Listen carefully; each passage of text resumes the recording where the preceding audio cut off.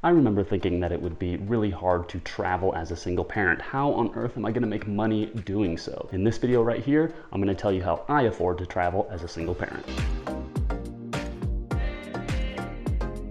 Hey everyone, welcome back to the Single Dad Nomad. If you don't know me, my name is Nicholas Demski, and on this channel, we talk about living better worldwide. That includes the gear you need, the skills you need to develop, and the places that you can live that won't rob you of your comforts. So the first time that I traveled as a parent was when I went to Hong Kong. It's where my daughter was born, and I didn't have very much money while I was going there. I think I had between $1,500 and $2,000 to my name as I was moving to Hong Kong. And so that's not a lot. I knew right away that I was going to need to generate income somehow once I got there. So before I moved to Hong Kong, I got my TESOL certificate for teaching English as a second language, and I combined that with my university degree in order to find teaching jobs while I was over in Hong Kong. And this is one of the best ways to make money while you travel as a single parent. Almost anyone who's a native English speaker will be able to find a teaching job abroad.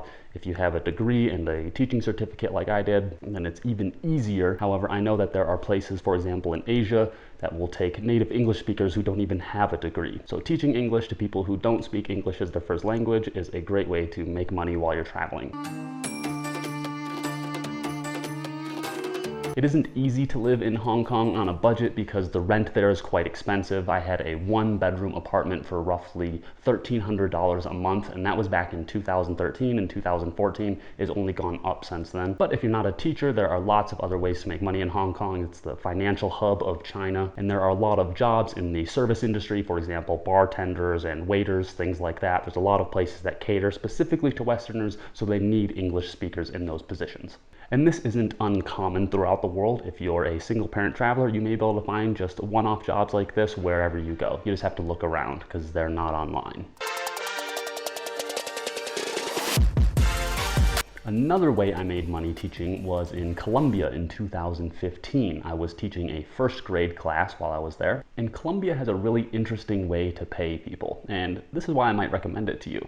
If you're a single parent, not only could you get your student into that school and get free tuition, but many of the best schools in Colombia also pay additional months bonus. So after 6 months, you get another month bonus. After 12 months, you get another month bonus. So depending on the school, you might get paid for 13 or 14 months of work, even though you're only working 12 or less, depending if you have those breaks. But also your children get to go to school, and usually for free. I don't think I was making a whole lot of money in Colombia, certainly not compared to what I was making in Hong Kong, but the cost of living is so much lower that it kind of balances out really well. And I think I was saving roughly the same amount of money between Hong Kong every month and Colombia every month, even though I didn't stay in that Colombia job very long. If I did the math, it was roughly equivalent in how much I could save, which was around $700 a month.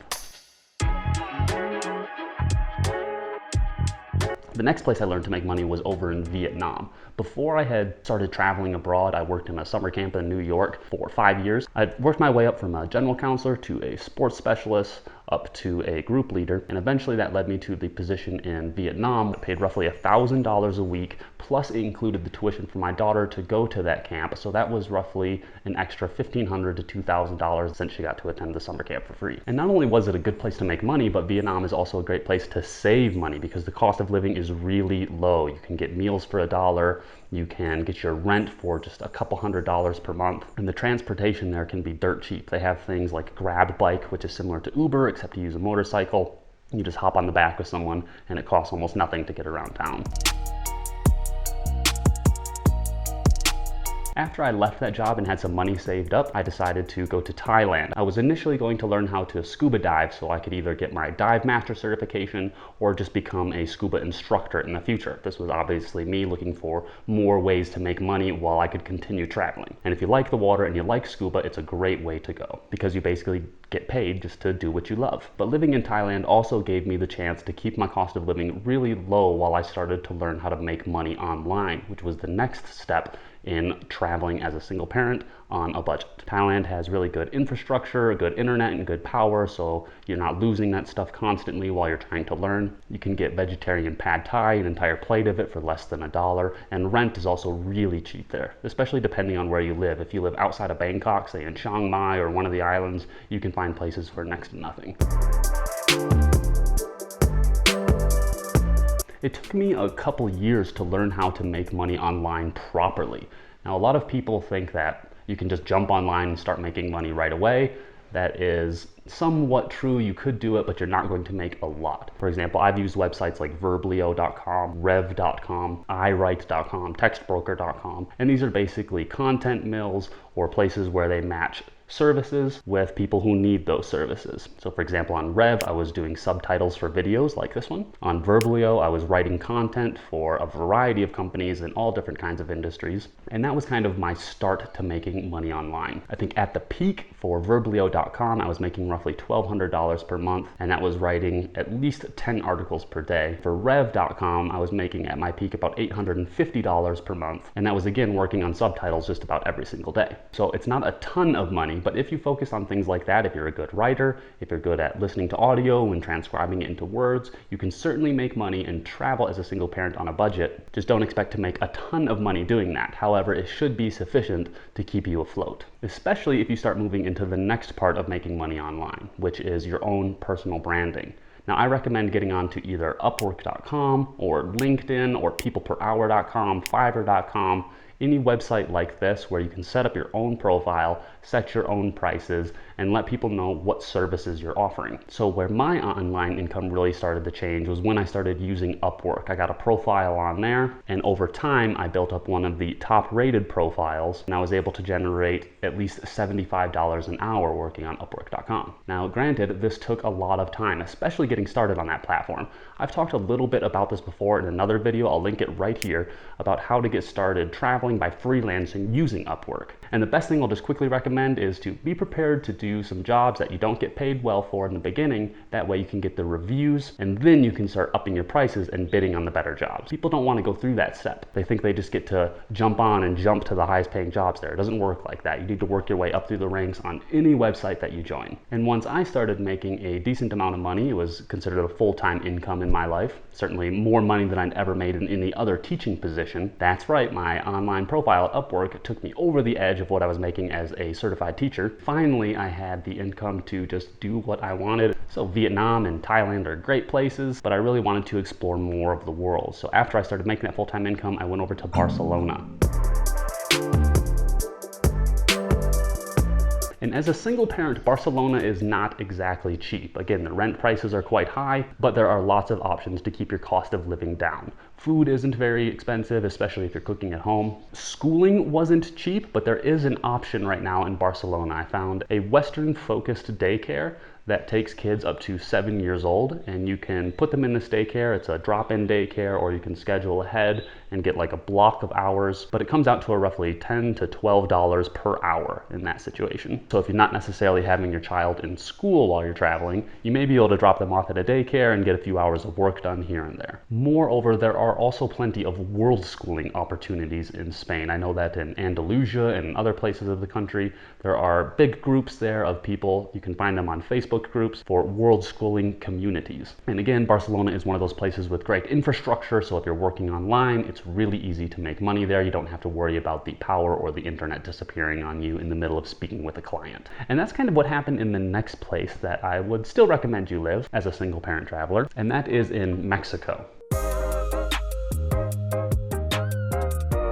I made a video about 3 easy ways to get residency in Mexico. I'll link you up to it right here if you want to check that out. Now, if you live in a big city like Mexico City or Puerto Vallarta or Mérida, you're going to find all the infrastructure, all the restaurants, all the schools that you need to travel as a single parent. And if you have residency there, obviously you can stay much longer than 6 months. You can stay a year or longer if you even get permanent residency. Now, you might want to do this because Mexico is really close to the United States, or if you're from Canada, then it's also really close. It's easy to fly home from Mexico in case of an emergency, or if you need to go visit family or friends for whatever reason. And there are a lot of options for schools. When I landed in the city of Puerto Vallarta. I moved over to Nayarit, which is a state just north of there on the coast. And I started looking around and I found international schools, I found local schools, I found Waldorf Montessori schools, so there is a lot of options. And the cost of living is quite cheap as well. It's not the cheapest in Latin America, but compared to the United States, you're easily going to cut your budget into a half or a third by moving down to Mexico. And that's a big part of traveling as a single parent on a budget, is just living in places where you can afford to live without giving up your comfort.